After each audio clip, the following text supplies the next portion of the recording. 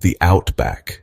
The name itself sounds huge, it sounds empty, and it is terribly, wonderfully empty. It has a strange pull, this place. Many people think they know Australia, they see Sydney, the famous beaches. They imagine cuddly koalas everywhere. But then there is this great wide vastness that stretches on and on, a different world entirely. It waits, full of surprises, and quite a few things that might want to bite you, or sting you, or both. It is a place of many faces, a land of stark contrasts. It can be extraordinarily harsh. It can be astonishingly unforgiving. You would not want to get lost out here, not for very long anyway. Yet it is also beautiful, stunningly so, in its own unique and rugged way. This beauty often sneaks up on you. It is not like a pretty postcard picture, all soft edges. More like an old, wise face, full of character, stories, and secrets. Best to be respectful. People often talk about the silence they find there. It is a silence so deep, so complete. You can hear your own thoughts very clearly, perhaps even thoughts you did not realize you had, which can be a bit alarming, frankly. And the stars at night. Oh, the stars.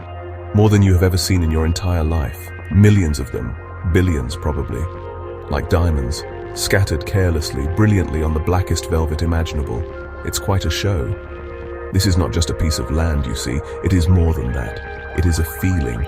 It is a challenge.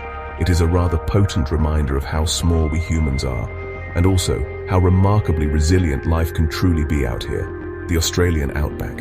It really gets under your skin, in a good way, mostly. It's a very memorable way to spend your time, assuming you make it back in one piece, which most people do, eventually. When Australians say the Outback is vast, they really mean it. You could probably fit several European countries in there, and still have plenty of room left over for a few Texases. It just stretches on forever and ever. Red dirt, blue sky. That is the basic color palette for much of it. But it is far more complex than that. Once you start looking, it's not boring. Not if you pay attention, it's just very, very big. You will find deserts, yes. Proper, sandy deserts. The kind you see in movies, like the famous Simpson Desert. It has dunes that march slowly across the horizon. They are always shifting with the wind, always changing their shape, always looking like they could swallow you whole without a second thought. And they probably would, given half a chance. So it's best not to give them that chance. Stick to the tracks, if you can find them. Then there are the immense plains, Mitchell grass plains, Spinifex plains. The grass looks tough enough to survive almost anything, and it does. It just sits there waiting patiently for rain, sometimes for years and years. Then when the rain finally comes, boom, everything turns green. For a little while anyway, before it goes back to being tough and stoically brown.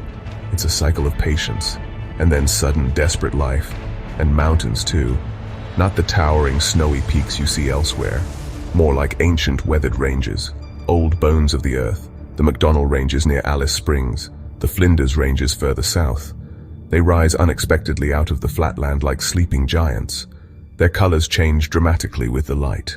Purple, orange, deep, glowing red.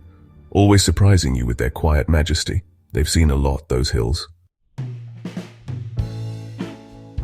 The Outback seems to enjoy showing off with its rocks. Big rocks, very oddly shaped rocks. Uluru is the most famous one, of course, and Kata Chuta too, not far away. They just sort of appear, out of absolutely nowhere, rising from the flat earth, massive, solid, imposing, as if the earth itself decided to make a very grand statement, or perhaps it was just showing off its geological prowess. Either way, they are impressive. Uluru, Ayers Rock, as it used to be commonly called. It is not just a rock, you understand. It is a monolith, a single, gigantic piece of sandstone. Think of it, one enormous pebble. It glows with an almost unbelievable intensity at sunrise and sunset. People travel thousands of miles from all over the world just to see it change color. And you can certainly see why they bother. It is quite something to behold. Truly. Then there are other strange formations like the Devil's Marbles, Kalu Kalu, to use their Aboriginal name. These are huge granite boulders. Many of them are balanced precariously on top of each other, as if a giant had been playing a game of marbles and just left them there. They look like they could topple over any minute. But they have been sitting like that for millions of years, defying gravity and common sense. And do not forget the bungle-bungles in Pernalulu National Park. These are extraordinary beehive-shaped domes, striped orange and black. They look like something from another planet entirely. For a very long time, only the local Aboriginal people knew about them. Imagine stumbling across that site for the first time. Incredible, truly. The Outback is full of these geological wonders. You just have to go looking for them carefully. You might think the Outback is far too harsh for animals. Too hot, too dry, too generally unpleasant. You would be quite wrong. It is teeming with life. Strange life sometimes. Tough life, always. Things that have ingeniously figured out how to survive where you or I probably wouldn't last a day, or maybe just an afternoon if it was particularly hot, which it often is. These creatures are masters of adaptation. Kangaroos, naturally. You expect to see kangaroos in Australia. Red kangaroos mostly in the really arid parts. Big ones. They bound across the plains with an easy grace, almost effortlessly. They can go for ages without drinking any water. Clever things, kangaroos. And wallabies too. Smaller, generally shyer. Quite cute. Until you remember that almost everything in Australia can probably hurt you in some surprising way. Best to admire from a distance. Birds. So many different kinds of birds. Wedge-tailed eagles soaring high overhead. They have excellent eyesight, probably looking for lunch, which could be you if you lie still for too long. Emus, big flightless birds. They look a bit daft, to be honest, but they are surprisingly fast. And gallas, pretty pink and grey parrots chattering away noisily in the trees, adding a welcome splash of colour to the landscape. And then there are the reptiles. Lizards seem to be everywhere. Goannas, which are big monitor lizards. They look rather prehistoric. Snakes too, lots and lots of snakes. Many of them are famously venomous.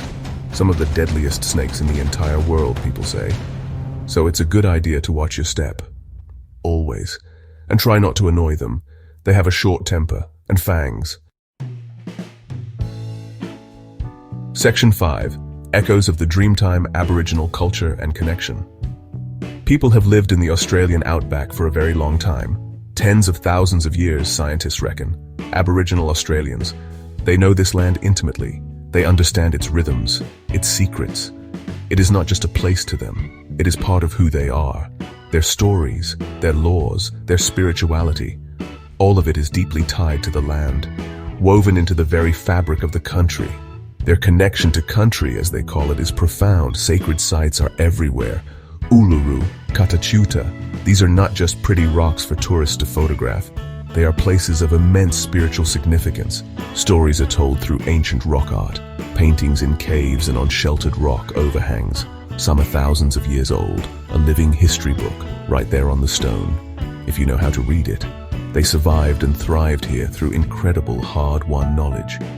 Knowing where to find water in a parched land. Understanding which plants are good to eat, and which will make you very ill indeed. How to read the subtle signs of the seasons. Skills and wisdom passed down carefully through countless generations. A wisdom born from living with the land, not fighting against it. Something modern society could perhaps learn from. Today, Aboriginal communities continue to live in the Outback. Many are happy to share their culture with visitors. Through vibrant art centers, guided tours of important sites. It is a chance to see the land through different eyes, to understand its deeper meaning, its ancient soul. A privilege, really, if you get the chance to experience it. It adds another layer to this already fascinating place, a human layer. Section 6. The Resilient Ecosystem, Intriguing Facts and Figures. The Australian Outback is mostly desert or semi-arid land. That means it's dry. Very dry. It covers nearly 70% of the entire Australian continent. That is an awful lot of emptiness. Or what appears to be emptiness at first glance. The average rainfall is low, extremely low, less than 250 millimeters or about 10 inches a year in many places. Sometimes it's much, much less than that. Plants have to be tough. But when it does eventually rain, things change dramatically. And fast. The desert blooms, wildflowers erupt everywhere, carpets of color. It is a desperate race against time for these plants. Seeds that have lain dormant in the dry soil for years, sometimes decades, suddenly spring to life. It is a spectacular, if often brief, show of nature's resilience. Then the sun comes back with a vengeance, and it all gets tough again. Plants that live here are very clever. They have to be. Spinifex grass, for example, has sharp, pointy leaves to reduce water loss, and probably to discourage things from eating it too, which is fair enough. Mulga trees have incredibly deep root systems. They search for water far, far below the sun-baked surface. Everything is adapted to survive the heat and drought. It has to be, or it simply dies. Simple as that. No second chances. The soil in much of the outback is red, very, very red. That distinct color comes from iron oxide. Rust, basically. Lots of it.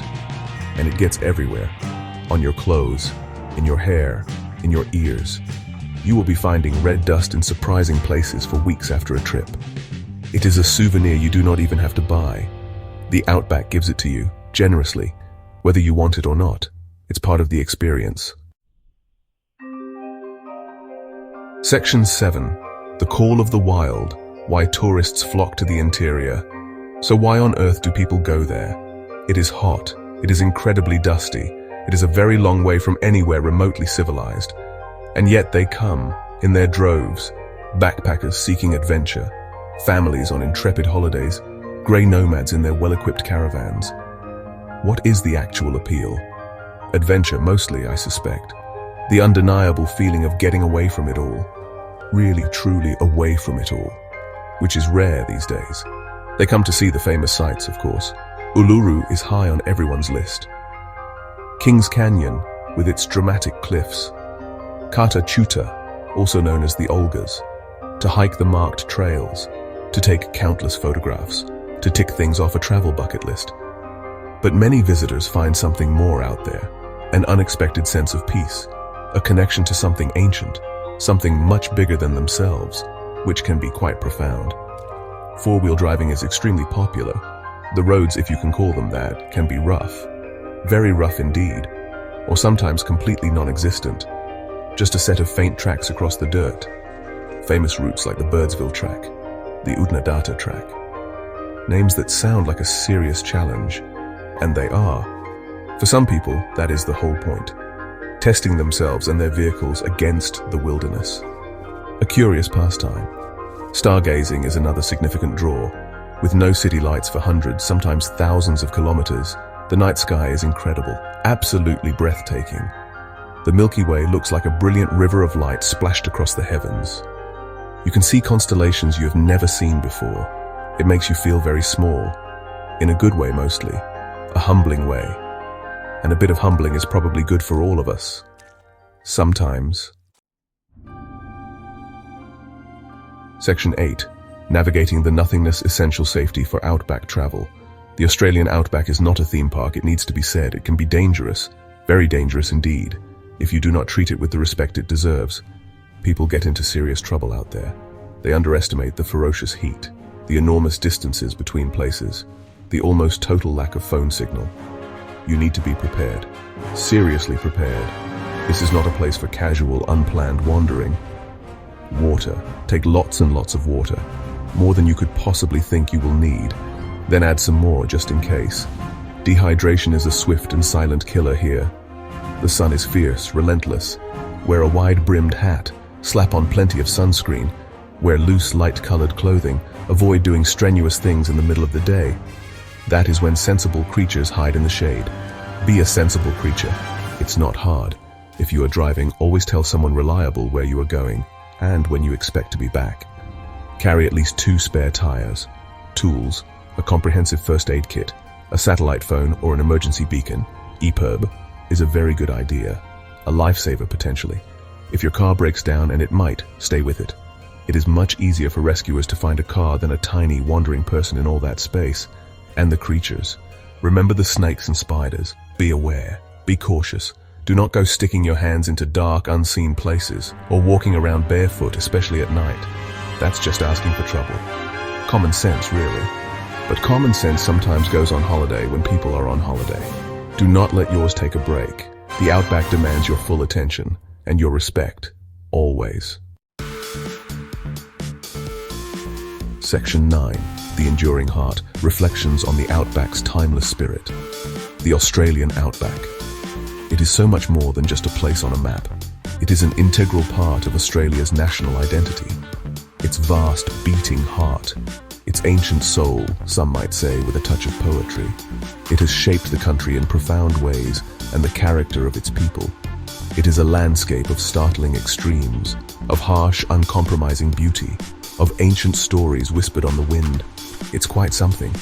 It teaches you things, this land, important things, about resilience for one, about patience certainly, about the sheer, unadulterated power of nature. It reminds you that the world is old, very, very old, and we humans, with all our hustle and bustle, are just passing through. A rather humbling thought when you stop to consider it, but a useful one perhaps. Helps to keep things in perspective, which we often lose. It is a place that changes you. Even a relatively short visit can leave a lasting mark. The profound silence, the unbelievable sense of space, the extraordinary colors of the earth and sky, the dazzling brilliance of the stars. These things stay with you, long after the last of the red dust has finally been washed from your clothes. It calls to something deep inside many people, a primal connection. So if you ever get the chance, go. See it for yourself. But go prepared. Go with respect for its power and its fragility. And let the unique spirit of the Outback work its subtle magic on you. It is an experience you will not easily forget. Probably. Unless, of course, you get bitten by something truly awful and venomous. Then you might forget everything.